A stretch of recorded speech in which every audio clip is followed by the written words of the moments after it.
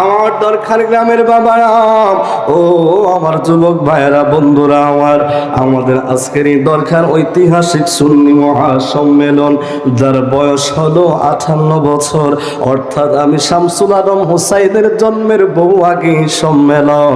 এই সম্মেলন থেকে শুধুমাত্র এই যে একটা কাসিদা বললাম, এই কাসিদার ভিতরে যে কথাগুলো আমি বললাম, আল্লামা ওয়ালিউল্লাহ আশিকি হুজুরের লিখিত এই কাসিদাও, এই কাসিদার ভিতরে যে শব্দগুলো এসেছে, এই দরকারের ঐতিহাসিক সুন্নি মহাসম্মেলন থেকে সেই ইমানের আলোচনাগুলো আজ থেকে 57 বছর আগেই শুরু হয়েছে বলে সুবহানাল্লাহ।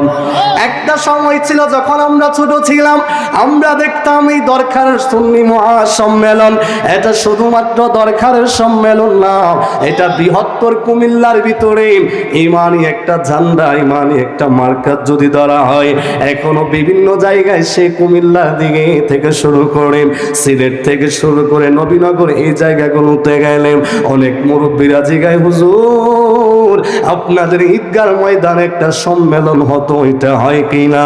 যখন তাদের থেকে শোনা যায় আমরা সেই সম্মেলনে যাওয়ার জন্য 1 মাস আগে থেকে প্রস্তুতি ছিল, 5ই মাঘ তখন সম্মেলন হতো, সবাই প্রস্তুতি নিত, 5ই মাঘ দরকার ঐতিহাসিক সুন্নি মহাসম্মেলন হবে, সেখানে যাব।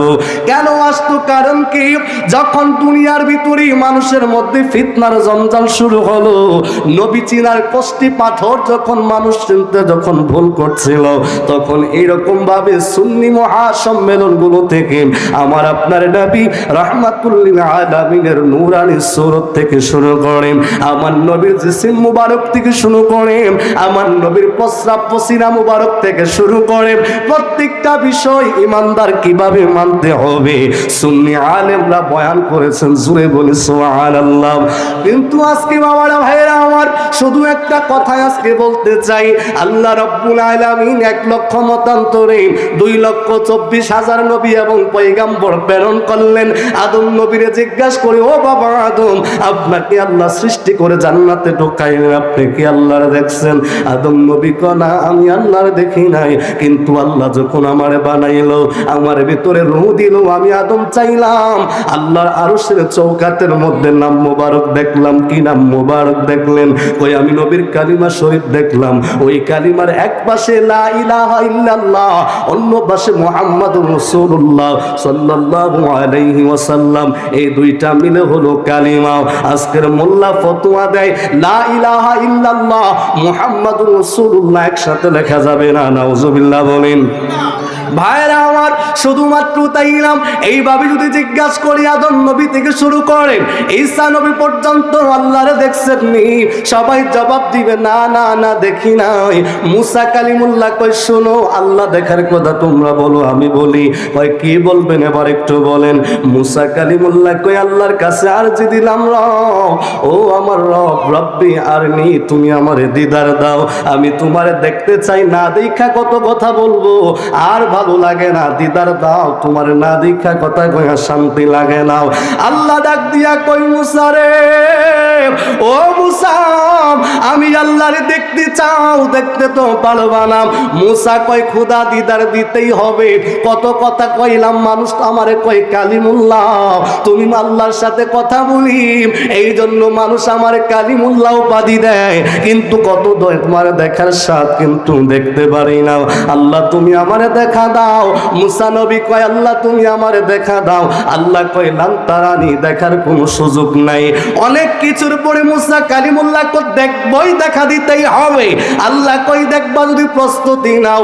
এবার প্রস্তুতি নিন। আল্লাহ কই, মুসা কেমন প্রস্তুতি? কই সর্বোচ্চ প্রস্তুতি।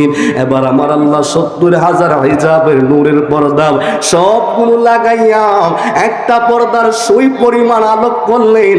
মুসা কালিমুল্লাহ যে তুর পাহাড়ের ভিতরে ছিলেন, আল্লাহর সেই সুই পরিমাণ নূরের তাজাল্লিতে মুসা কালিমুল্লাহ অজ্ঞান হয়ে গেলেন, তুর পাহাড়টা পুরো সারকার হয়ে গেল। জোরে কি সুবহানাল্লাহ বলা যাবে না? আর আমার আপনার নবী কেমন নবী? নবীরে জিজ্ঞাসা করি, নবী গো আপনি আল্লাহরে দেখছেন? নবী বলবেন না, আমি আল্লাহকে দেখছি বললে ভুল হবে, কারণ কাউরে দেখার জন্য চেষ্টা করতে হয়। আমি আল্লাহরে দেখছি যদি বলি এটা আমার আল্লাহর সাথে বেয়াদবি হবে। আল্লাহ আমি নবীরে দিদার দিয়েছে, জোরে কোন সুবহানাল্লাহ।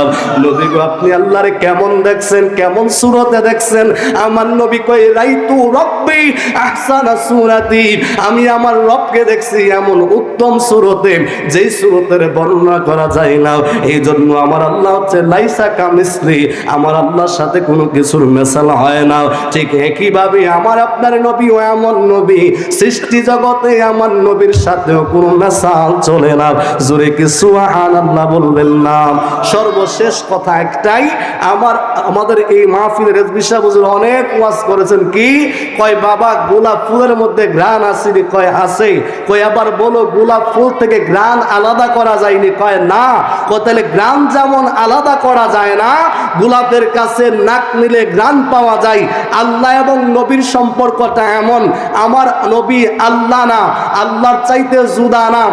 এই কথার প্রেক্ষিতে অনেক ভাইরা বলে এটা আল্লাহর সাথে শিরিক। ভাই তাইলে তোমাকে আমি আরেকটা প্রশ্ন ছুড়ে দেই, আপনি বলেন সূর্য কি রোদ? রোদ কি সূর্য? সূর্য যেমন রুদ্র নাম, রুদ্র যেমন সূর্য নাম। এই মুহূর্তে যদি দিনের বেলায় আগামীকাল যদি সূর্য উদিত হয়, সূর্যর মধ্যে যদি একটা মেঘমালা এসে যদি আফসা দিয়ে দেয়, ছায়া দিয়ে দেয়, গোটা পৃথিবীতে আর রূপ দেখা যায় না। সূর্য কিন্তু ঠিকই আছে, আছে না নাই? কথা বলেন আছে না নাই? তো সূর্য যেমন মেঘমালা ছায়া দেওয়ার কারণে পৃথিবীতে রুদ্র পড়ে না, ঠিক একইভাবে আমার আল্লাহকে মেসাল দেওয়া চলে না। তারপরে বোঝানোর জন্য বলতে হয়, আমার আল্লাহ যদি সূর্য হয়, আমার নবী রোদ, তো সূর্য যে উঠছে কেমনে বুঝবা? কই রোদ দেখলে বোঝা যায় সূর্য উঠেছে। আল্লাহ বলে হাবিব আমি যদি আপনারে না বানাইতাম, গোটা সৃষ্টি জগৎ রব বলতে যে কিছু আছে সেটাই জানতো না। জুড়ে বলেন না আল্লাহু আকবার। তো তিনি হচ্ছেন আপনার আমার নবী।